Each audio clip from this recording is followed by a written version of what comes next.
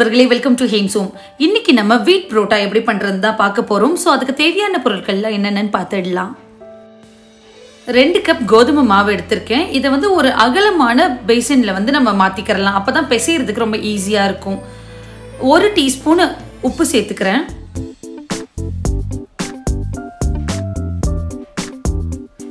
2 teaspoon sugar சேர்த்துக்கிறேன். இதெல்லாமே add பண்ணிட்டு நல்லா வந்து மிக்ஸ் பண்ணி விட்டுறலாம். 2 டேபிள் ஸ்பூன் அளவுக்கு நான் ஆயில் சேர்த்துக்கிறேன். ஆயில் சேர்த்துட்டு நல்லா வந்து மிக்ஸ் பண்ணி விட்டுருங்க. இதுக்கு தேவையான அளவு தண்ணி ஊற்றி நம்ம இப்போ பிசைஞ்சுக்க போறோம். நல்லா சப்பாத்தி மாவு எப்படி பிசைவோம் அந்த பதத்துக்கு வந்து அந்த டஃப் வந்து நம்ம ரெடி பண்ண போறோம். நான் 1 கப்புக்கு கொஞ்சம் கம்மியாக தான் தண்ணியை ஆட் பண்ணி நான் வந்து நல்லா டஃப் வந்து ரெடி பண்ணியிருக்கேன். அதுக்கே எனக்கு நல்லா சாஃப்டாக வந்துருச்சு. மாவு எந்த அளவுக்கு நீங்கள் பிசைறீங்களோ அந்த அளவுக்கு நம்மளுக்கு புரோட்டா வந்து சாஃப்ட்னஸ் கொடுக்கும். ஸோ நல்லா வந்து பிசையுங்க. டைம் கூட எடுத்தாலும் பரவாயில்ல, நல்லா வந்து மாவு பிசைஞ்சிட்டு இருக்கணும்.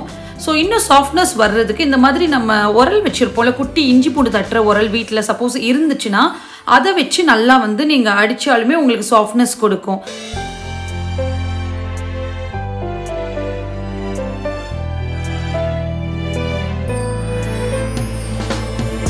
இதே இப்போ ஒரு 2 to 3 hours வந்து நான் க்ளோஸ் பண்ணி வைக்க போகிறேன். இப்போ நம்ம எடுத்து பார்க்கலாம். நம்ம மாவு பாருங்க பயங்கர சாஃப்ட் ஆகிடும். ஸோ நீங்கள் எவ்வளோ மணி நேரம் வந்து ஊற வைக்கிறீங்களோ அவ்வளோ நேரம் உங்கள் மாவு நம்மளுக்கு ரொம்பவே சாஃப்டாக கிடைக்கும். ஸோ இந்த மாவு ஒரு 5 நிமிஷம் மறுபடியும் நல்லா பிசைஞ்சு அதுக்கப்புறம் இதுலேருந்து ஒரு குட்டி போர்ஷனை இப்போ நம்ம எடுத்து நல்லா தேய்க்க போகிறோம்.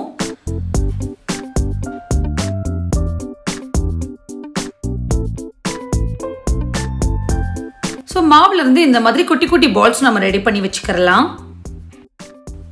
இப்போ இதுல இருந்து ஒரு பவுல் எடுத்து நம்ம தேய்க்கலாம். நீங்க தேய்க்கிறதுக்கு முன்னாடி அந்த சப்பாத்தி கல்ல வந்து நல்லா ஆயில் ஸ்ப்ரெட் பண்ணிக்கோங்க. ஸ்ப்ரெட் பண்ணிட்டு இந்த மாதிரி நல்லா நம்ம தேய்ச்சி விட்டுக்கலாம். உங்களுக்கு வந்து மாவு டஸ்டிங்க்கு வந்து நீங்க மாவுக்கு பதிலா ஆயில் தான் நீங்க அப்ளை பண்ணணும். அப்பதான் நமக்கு புரோட்டா வந்து நல்லா சாஃப்டா கிடைக்கும். ஸோ இந்த மாதிரி சப்பாத்தி அந்த கல் இருக்குள்ள நம்மளோட சப்பாத்தி கட்ட ஷேப்புக்கு ஆர்எல்ஸ் நீங்கள் கல் எதுவாக இருந்தாலும் இல்லை பிளேட்டில் பேக் சைட் கூட நீங்கள் வச்சு அது அளவுக்கு நல்லா ஸ்ப்ரெட் பண்ணி விடணும். ஏன்னா எவ்வளோ தூரம் நீங்கள் வந்து பெருசாக தேய்க்கிறீங்களோ அந்த அளவுக்கு நம்மளுக்கு லேயர்ஸ் நிறையா கிடைக்கும்.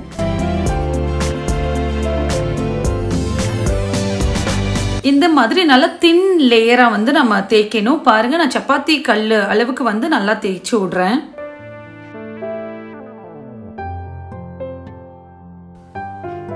இந்த மாதிரி நான் இப்போ ரெடி பண்ணி வச்சிருக்கேன். இப்போ இது மேல ஆயில் ஊத்தி நான் ஸ்ப்ரெட் பண்ணி விட்டுக்க போறேன். இப்போ வீடியோல தெரிகிற மாதிரி நம்ம லேயர் பண்ணிக்க போறோம். ஸோ இந்த மாதிரி மேல இருந்து மாவை எடுத்து அதோட பேக் சைட்ல வச்சு நான் லேயர் கிரியேட் பண்றேன். உங்களுக்கு வந்து நிறைய லேயர் வேணும்னா இன்னுமே நீங்க அந்த திக்னஸை கம்மி பண்ணி தின் லேயரா குட்டி குட்டியா நீங்க வந்து ஃபோல்ட் பண்ணிக்கிட்டே இருக்கலாம்.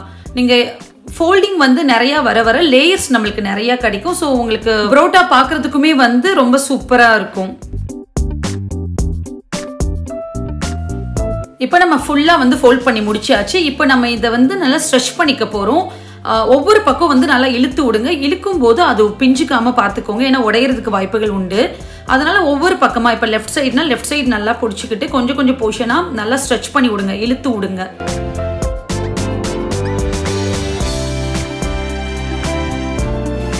ஸோ இப்போ நான் ரைட் சைடு வந்து லெஃப்ட் சைடு முடிச்சுட்டேன். ஸோ ரைட் சைடு வந்து நல்லா ஸ்ட்ரெச் பண்ணி விட்டுட்டேன்.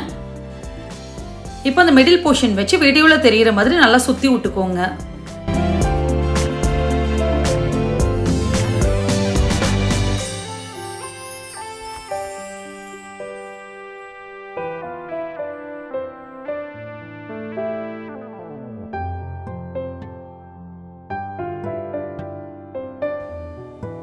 ஃபைனலா வர்ற அந்த ரோலை வந்து மேலே நல்லா வந்து ப்ரெஸ் பண்ணி விட்டுருங்க. அவ்வளோதான். இது மேலே கொஞ்சமாக நம்ம ஆயில் நல்லா ஸ்ப்ரெட் பண்ணி விட்டு பேக் அண்ட் ஃப்ரண்ட் 2 பக்கமும் வந்து நல்லா ஸ்ப்ரெட் பண்ணி விட்டு தேய்ச்சி விட போகிறோம். இதை ரொம்ப அழுத்தம் கொடுக்காம கொஞ்சம் சாஃப்டாக வந்து எடுத்து வச்சு தேய்ச்சி விடுங்க. ரொம்ப பெருசாக வந்து பண்ண வேண்டாம். கொஞ்சம் மீடியம் சைஸில் பண்ணாதான் உங்களுக்கு லேயரும் நிறையா இருக்கும், புரோட்டாவும் பார்க்கறதுக்கு நல்லா இருக்கும். ஸோ அவ்வளோதான். நான் இப்போ வந்து புரோட்டா ரெடி பண்ணிட்டேன். பாருங்க, தேய்ச்சாச்சு. ஸோ இந்த மாவை நம்ம தனியாக வச்சிடலாம். இப்போ இதே வந்து இன்னொரு மெத்தட் நான் சொல்லி கொடுக்குறேன் எப்படி பண்ணலான்னு சொல்லிட்டு. நைஃப் வச்சு இந்த மாதிரி நீளமா வந்து கோடு போட்டுக்கோங்க.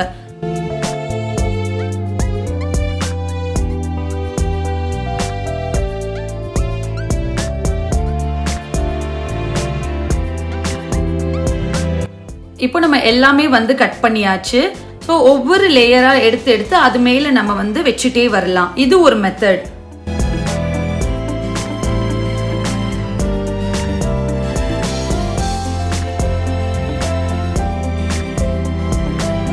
அப்படி இல்லைன்னா நம்ம கத்தியை வச்சு அதை எடுத்து அப்படியே வந்து நம்ம ஃபார்ம் பண்ணலாம். இது வந்து கரெக்டாக நம்மளுக்கு கரெக்டாக தான் அரேஞ்ச் பண்ணி வரணும்னு அவசியம் கிடையாது. ஜஸ்ட் அந்த ரோல் பண்ணுறதுக்கு நம்மளுக்கு வந்தால் போதும்.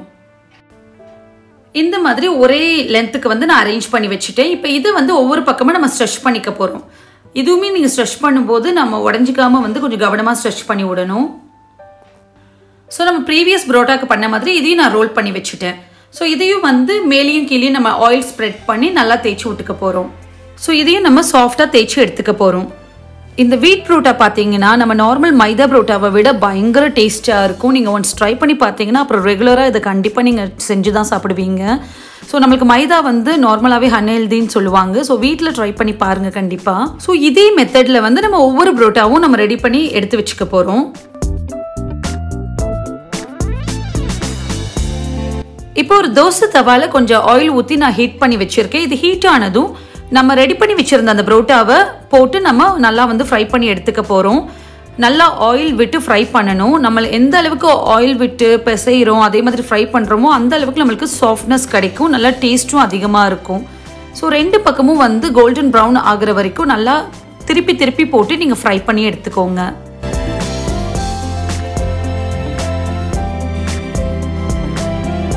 இப்போ நம்ம வீட் பரோட்டா வந்து அட்டகாசமாக ரெடி ஆயாச்சு. இப்போ இதை என்ன பண்ணுறீங்கன்னா நீங்கள் சைட்ஸில் வந்து நல்லா சூடாக இருக்கும்போது இப்படி லைட்டாக எடுத்து விட்டிங்கன்னா உங்களுக்கு நல்லா லேயர்ஸ் ஃபார்ம் ஆகும். பட் கவனமாக எடுக்கணும், இல்லைனா இந்த மாதிரி வந்து சொதப்பிடும். எனக்கு வந்து ஃபர்ஸ்ட் பரோட்டா வந்து கொஞ்சம் சொதப்பி உடஞ்சிருச்சு. பட் ஒரு 2-3 பரோட்டா நீங்கள் ரெடி பண்ணதுக்கு அப்புறம் வந்து நல்லா அடிச்சு விட்டிங்கன்னு வச்சுக்கோங்க. கையில் வந்து நல்லா இப்படி எடுத்து விடணும்.